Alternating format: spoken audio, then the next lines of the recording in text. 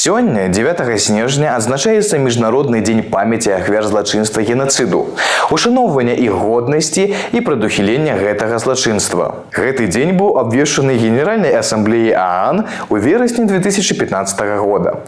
Дата была абрана не выпадкова. У гэты дзень у 1948 годзе была прынята Канвенцыя аб папярэджанні злачынства генацыду і пакаранні за яго.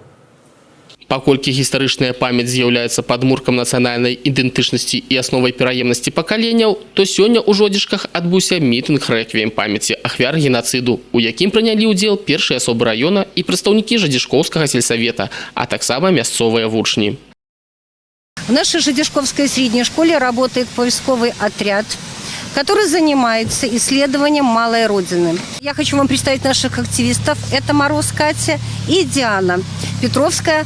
Эти девочки возглавляют наш отряд, и мы занимаемся поисковой деятельностью, возрождаем наследие нашей Жадзішковской земли.